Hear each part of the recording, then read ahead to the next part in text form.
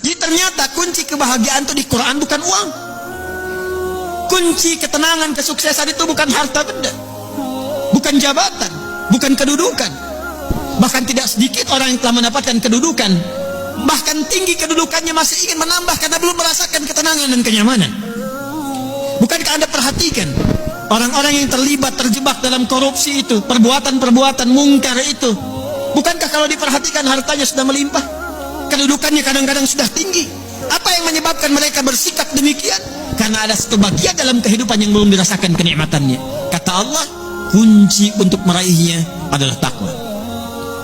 Anda yang ingin mendapatkan tambahan pengetahuan yang sekarang tengah belajar, pelajarkah, mahasiswakah, ternyata kuncinya bukan sekedar bakat kepintaran.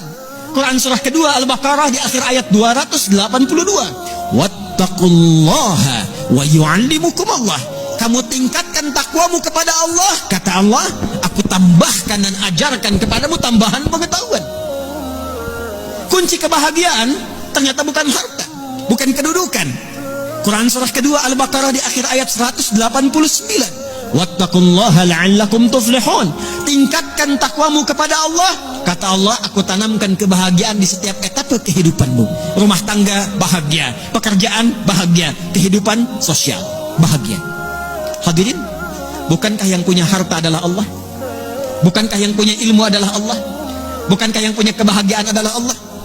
Tapi menariknya, kita tahu, kita menyadari yang punya ilmu Allah, yang punya harta Allah, yang punya kebahagiaan Allah. Tapi kita yang mengatakan itu semua adalah milik Allah, jauh dari Allah. Bagaimana semua itu bisa diraih? Bukankah hukum mengatakan orang yang dekat dengan seseorang yang punya kapasitas akan punya akses mendapatkan kemudahan dari kapasitas yang dia miliki? Orang yang dekat dengan pejabat dibuka akses dari jabatannya. Orang yang punya kedekatan dengan orang yang punya harta dibuka kelapangan untuk mendapatkan bagian dari hartanya. Hukum itu berlaku seseorang yang dekat dengan Allah, apa yang sulit bagi Allah untuk melimpahkan kepada hambanya. Jadi problemnya, kalau ada orang sukses di pekerjaan, kurang bahagia di rumah tangga, mungkin mohon maaf bukan karena kurang dolarnya, bukan karena kurang hartanya, boleh jadi yang kurang takwanya. Kalau ada orang yang merasakan kurang mendapatkan kedudukan, bukan kurang tingginya, bukan kurang hebatnya, mungkin yang kurang takwanya. Kalau ada yang merasakan ini utang piutang kenapa belum lunas juga, ini kesulitan kenapa seringkali ada di hadapan, mungkin yang kurang hebat, yang dituntut dari Anda bukan kehebatan ikhtiarnya, bukan ilmunya, bukan tenaganya, barangkali yang kurang takwanya. Itu yang menjadikan Nabi seringkali mengingatkan kepada setiap umatnya dari sejak zaman sahabat ridwanullahu alaihim jami'a, yang diteruskan dengan riwayat sampai ke kita.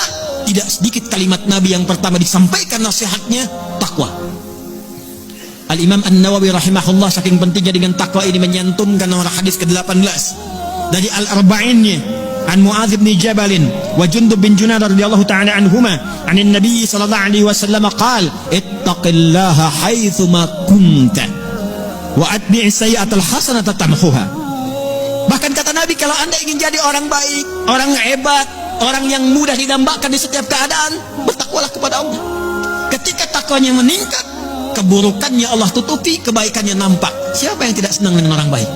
Kalau dia pejabat, dia akan menjadi pejabat yang baik. Kalau dia hartawan, dia akan menggunakan hartanya pada kebaikan. Kalau dia ilmuwan, dia akan kreasikan ilmunya pada kemaslahatan. Jadi siapapun yang mampu meningkatkan takwa, kata Nabi, Allah